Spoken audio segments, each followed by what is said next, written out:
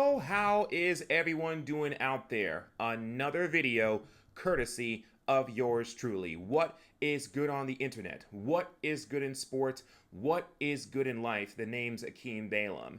And this video that I'm doing still has a little bit to do with sports, but a little bit more on the social end of the spectrum as well. So apparently, there was a video that went viral not too long ago of an Atlanta Braves reporter for FanDuel Sports South and FanDuel Sports Southeast by the name of Wiley Ballard. And apparently, I guess he was doing this as part of some radio bit.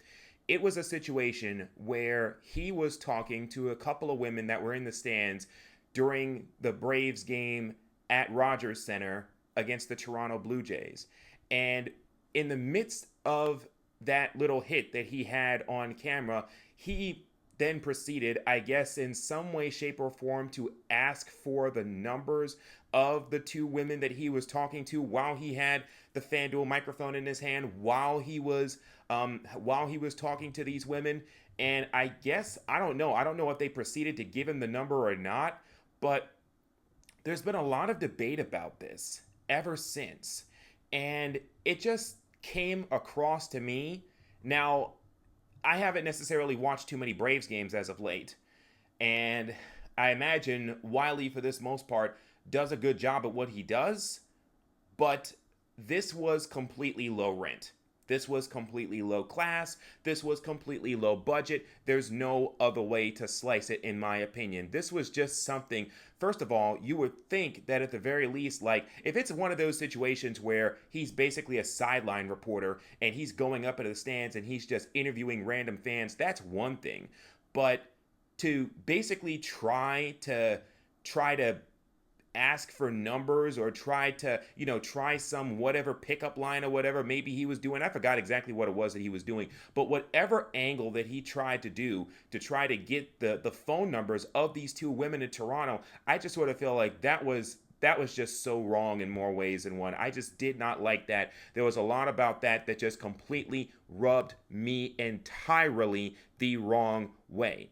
And what also rubbed me the wrong way was when I was seeing some of the reaction to this, and one of those who did indeed react was Will Cain of Fox News. Will Cain also used to have a radio show on ESPN, and now he's crossed over completely onto the news side as a conservative commentator on Fox News. Of course, they're all conservative commentators on Fox News, except for Jessica Tarlov.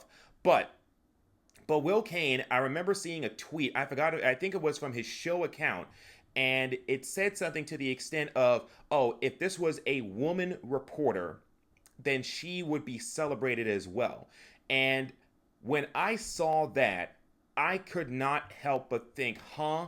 Come again?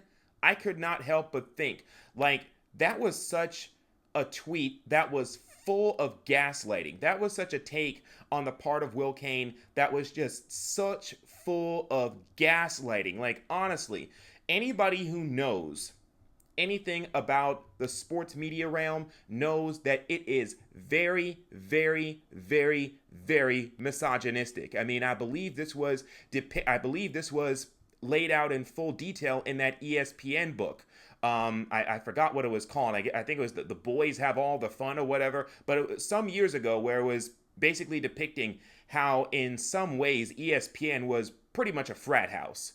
But there is no way that if a woman reporter tried to do this and tried to get the numbers of a couple of dudes that maybe she thought were fine looking, then she would be celebrated. We know what would happen. She would be slut-shamed. She would be called all sorts of mean and nasty names. She would get the sexist accusations that so many women, unfortunately, in sports media get. Like, oh, you're only hired because you're pretty. You only want to work in sports because you're trying to date the athletes. You only got this job or that job because you slept your way to the top. Just blatant misogyny, blatant sexism that unfortunately women, to this day, it is 2025, for God's sakes, and women in this industry are still dealing with sexism and misogyny. Can we please put that behind us? Like, honestly, can we please bench the misogyny and bench the sexism. But sorry, I had to get on a little bit of a soapbox with that. But yeah, there is no way that would happen if that was a woman. But because it's a man, and because it's acceptable, it's one of those situations where it's become acceptable, then something like this is going to be tolerated and basically attaboyed. And when you look at the folks that are indeed attaboying this stuff, like Barstool, like if Barstool is saying something is correct, then more than likely it's probably something wrong. And you could tell, even if you have a chance to look at the video, that one of the women, at the very least, I believe she had her hand behind her back. So it was clearly one of those situations where she definitely felt in some way, shape, or form uncomfortable about this. But they were pretty much put on the spot because it was just part of this thing that they were doing, you know, that FanDuel Sports South was doing. And then he decided, oh, maybe I got a little riz. Let me see if I can get a couple of phone numbers while I'm on the job. So it was, you know, the whole thing just kind of rubbed me the wrong way. But some of the reaction, and this was something that I was thinking about not too long ago, some of the reaction has gone to the point where basically some folks are saying, oh, so men aren't supposed to ask for numbers anymore. Well, it's not that men aren't supposed to ask for numbers. It's just that you're not supposed to be a creep when asking for these numbers. See, that's the thing that a lot of folks just don't seem to understand. And that's the problem. Like most of the folks that are reacting to this and they're saying, oh, there was nothing wrong with what they did. First of all, most of the dudes, and it's mostly dudes who are doing this, or just women who hate themselves, most of the dudes and the women who hate themselves that are attaboying what happened, basically, you know, these are folks that when they go to public places and they meet women and they try to get phone numbers, 9 times out of 10, they're only getting phone numbers for sex. They're not even trying to get to know the person. They're just trying for a one-night stand.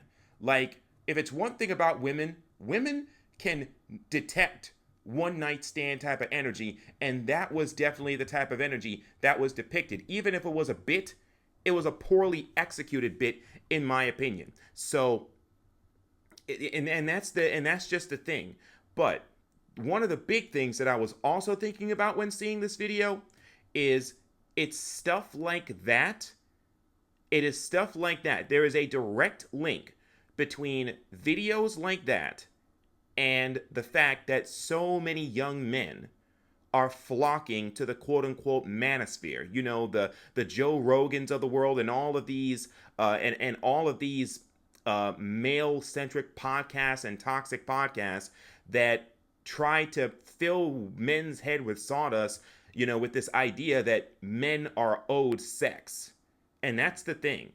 There is a direct link, a direct line between videos like that and why so many men have been brainwashed by the manosphere, because it's a situation where they feel like, oh, the manosphere tells us that stuff like that is actually cool when it actually isn't. And, you know, so, but that is one of the things that I certainly was thinking about. I mean, this was in more ways, shapes and forms just so messy. I mean, just absolutely so messy. And the fact that there were so many women that were replying and that were responding to this, that were completely uncomfortable with this, that right there should tell you everything you need to know about the reaction and just how they felt. And my thing is this as well. Imagine, so all these dudes out there that have completely embraced the manosphere. How would you feel if that was your sister on that telecast? How would you feel? How would you feel if that was your sister and it was one of those situations where some reporter, as part of a bit, they don't even know the women that's in the stands that are being interviewed, they don't even know that it's a bit. But even if it's a bit, that doesn't excuse it. But it's still a situation where, what if that was your sister and then all of a sudden they got, you know, whomever it is that got your number? How would you feel if that was your relative or that was one of your loved ones? I guarantee you would probably be trying to throw hands. So That's just my reaction, and that's just my take. It was just something about it that just completely rubbed me entirely the wrong way. Women in sports media, women in sports in general, are already dealing with enough in terms of misogyny, and now we still got this type of crap going on. Come on. Men absolutely can do better, but that's the problem. Some men just don't want to do better. They were brainwashed and they were raised wrong. They feel like, oh, this is the type of stuff that men are supposed to do. Like, oh, men are supposed to pursue women. Men are supposed to be quote unquote natural hunters. By the way, I hate when men use the term natural hunter to describe how they're supposed to pursue women.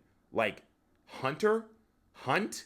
Like, women are just prey? Like, women are not human beings? Like, women are not capable of being able to make their own decisions as far as who they want to see and who they want to be around in public places or in private places?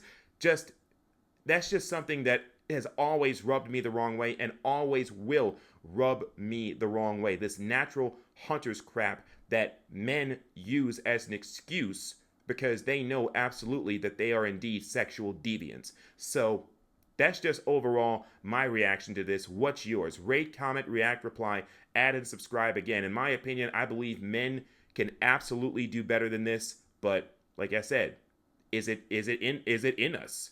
That's the thing. As collectively as men, we got to call ourselves out. We got to be better in terms of calling ourselves out because women deserve to be comfortable. Women are not just sexual objects, no matter who it was, whether it's your father, whether it's your sorry behind, boozy behind friends who put this in your head that women are just sex objects looking to be preyed upon.